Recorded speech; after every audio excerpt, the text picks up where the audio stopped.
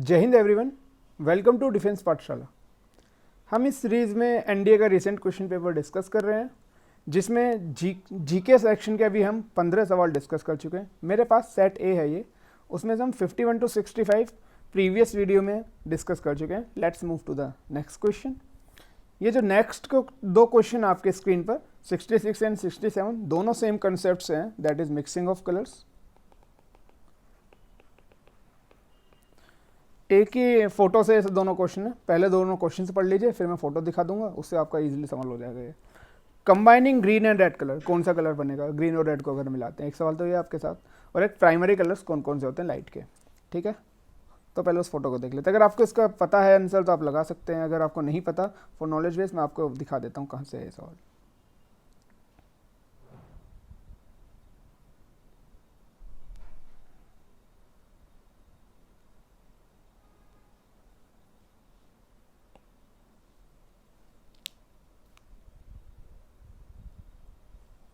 ये रहा, ये जो आपको बाहर वाले वेन डायग्राम में मेन सर्कल दिख रहे हैं, that is red, blue and green, these are your primary colours. दूसरा सवाल था रेड और ग्रीन को मिक्स करके कौन सा बनेगा, that is yellow.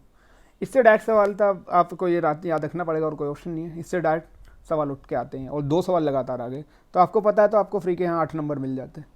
That is green red को मिला के मिलेगा येलो, एंड प्राइमरी कलर्स आपके ब्लू रेड एंड ग्रीन। अगला सवाल देखते हैं। ऑप्टिक्स से सवाल है कि कार्टेशियन साइन कन्वेंशन में हम ये इक्वेशन मानते हैं 1/f 1/v + 1/u। एक जगह हम माइनस का साइन लेते हैं, तो ये कब ट्रू होती है हमें पता, ये हमें पता होना चाहिए। अगर हम फिजिक्स बैकग्राउंड से हैं तो थोड़ा बहुत आइडिया होना चाहिए इसका, ज़्यादा डीप से सवाल नहीं है। स्फेरिकल मिरर्स के लिए इक्वेशन होती है, लेंसेज के लिए वो माइनस का साइन आ जाता है, तो इसका आंसर क्या होगा A, it applies only to spherical mirrors. Next question देखते हैं। Movement of materials to different parts of cytoplasm and nucleus is generally carried out by. ये बायो का सवाल है, और बायो एक्चुअली मैं आपको सही बता रहा हूँ मेरा उतना स्ट्रॉन्ग नहीं है, और मैं आपको गलत आंसर नहीं देना चाहता हूँ। इसका आंसर मुझे नहीं पता है, मैं आपको गलत आंसर दूँ उससे अच्छा है कि मैं मना ही कर दूँ। I am doubtful in answer of this question. ये मैं भी स्किप ही करता। अगर आपकी बायो स्ट्रॉन्ग है तो आप इस सवाल को लगा सकते हैं, अदरवाइज काफ़ी सवाल बहुत हैं इस पेपर में करने वाले, कुछ सवाल ऐसे फंसेंगे।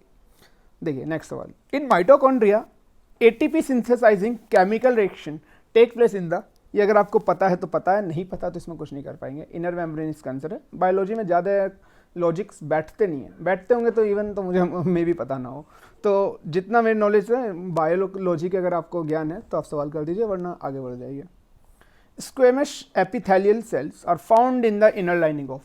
इसका सवाल भी डाउटफुल है थोड़ा। ये सेल्स आपके वैसे तो प्रॉपर आंसर लंग्स होता, लंग्स या फिर एल्वियोलाई, उसमें मिलते हैं आपके सेल्स, लेकिन उसके आसपास का आंसर सिर्फ मुझे ईसोफेगस लग रहा है, that is your food pipe. ये इसका आंसर मोस्ट प्रोबेबली हो सकता है, but I am not 100% sure. Let's see UPSC के जो फाइनल आंसर क्या आएगी, क्या आंसर देता है, उसमें बहुत टाइम रहता है, फाइनल रिजल्ट के बाद ही वो आंसर के रिलीज करते हैं। Next question. Transformation of meristematic cells into specific permanent tissues occurs by the process of. ये 4 प्रोसेस है। I give you a task कि इनकी आपको डेफिनेशन देखनी है। इनकी आप डेफिनेशन देखिए, सवाल में 100% बोला हूँ, दोबारा रिपीट होगा। फिलहाल के लिए इसका आंसर सेल डिफरेंशिएशन है। सेल डिफरेंशिएशन की डेफिनेशन होता है।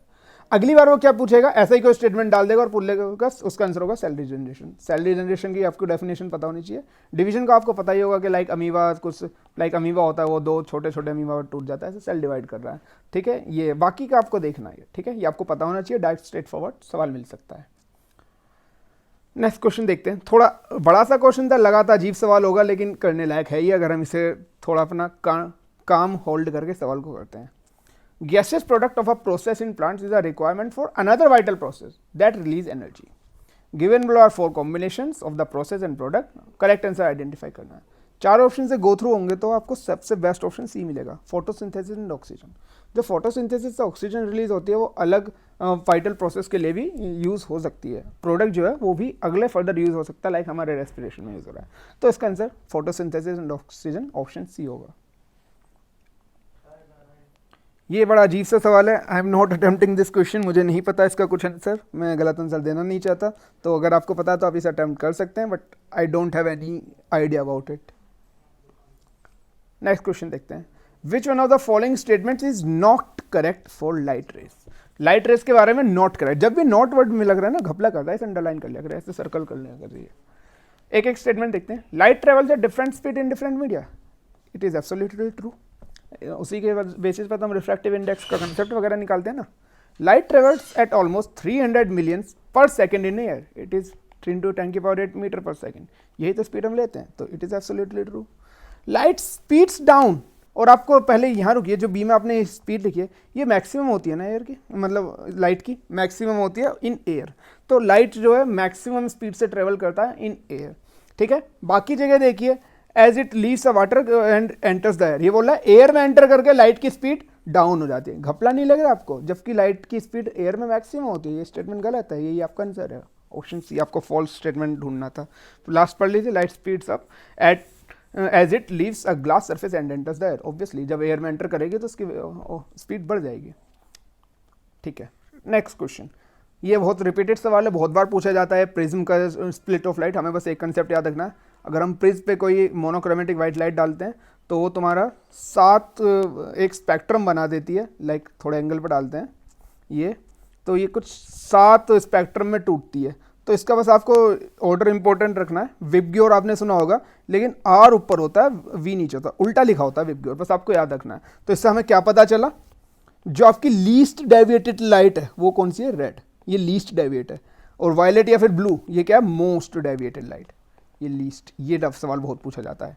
इसके आपके एप्लीकेशन का है वो भी बता देता हूँ मैं, लाइक आप देखते होंगे ट्रैफिक सिग्नल वगैरह रेड कलर के बनाए जाते हैं, या फिर लाल झंडी वगैरह दिखानी होती है ट्रेन वगैरह को, क्यों, क्योंकि रेड जो कलर है वो बहुत कम डेविएट करता है, वो ज़्यादा दूर तक ट्रैवल कर सकता है, दूर से ही दिखाई पड़ सकता है। हम ट्रैफिक लाइट रेड इसलिए रखते हैं, इवन जब कोहरा वगैरह हो तो जो रेड कलर है ना ये इतना डिफ्रैक्ट नहीं करेगा, वो कोहरे के पार्टिकल से ज़्यादा ट्रेवल कर पाएगा, इतना डेविएट नहीं करेगा, तो इसलिए रेड कलर के ये सिग्नल्स रखे जाते हैं।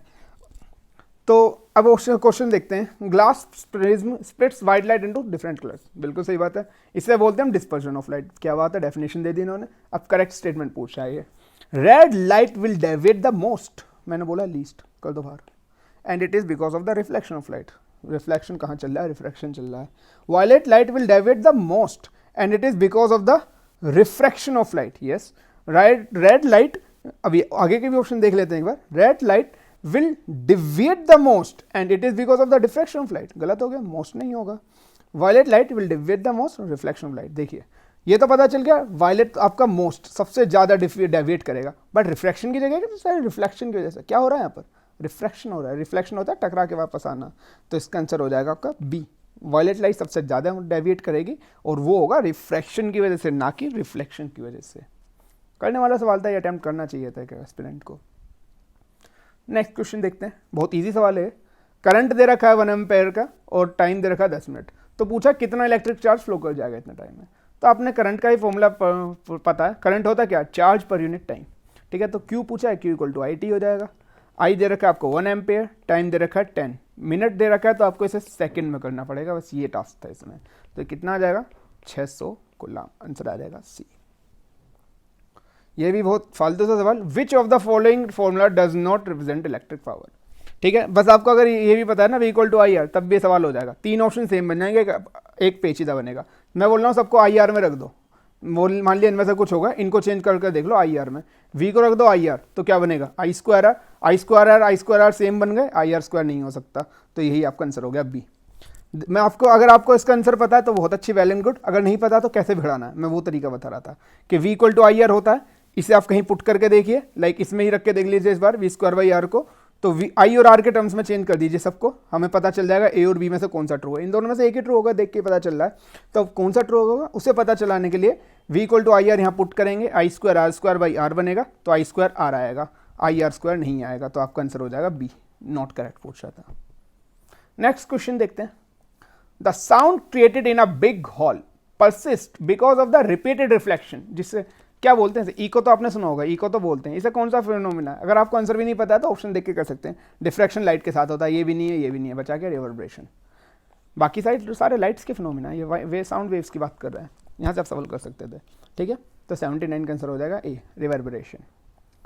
Next question, when light is scattered by a molecule and the frequency of the scattered light is change, this phenomena is called Raman effect. CV Raman एक साइंटिस्ट थे इंडिया के, नोबेल मिला था उन्हें, तो उन्होंने ये उनके इफेक्ट की डेफिनेशन ही पूछ लिया, रमन इफेक्ट की डेफिनेशन है ये।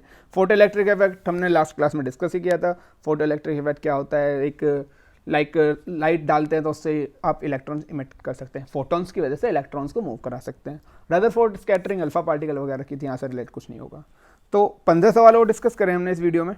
काफ़ी बायो थोड़ा ट्रिकी था, या तो मुझे ट्रिकी लगा, आई डोंट नो, बट बाकी जो चीज़ें देखी जाएँ वो थोड़ा करने लायक पोर्शन था। जनरल साइंस के अभी तक हमने मोस्टली सारे सवाल डिस्कस कर चुके हैं, बाकी सवाल आगे स्टार्ट करेंगे, थोड़े बचे हैं जो, तो धीरे धीरे ये पूरा पेपर डिस्कस करेंगे और मैं ट्राई करूँगा आपको एक हैंडफुल इंसाइट दूँ कि कैसे इन सवाल्स को आपको डील करना है।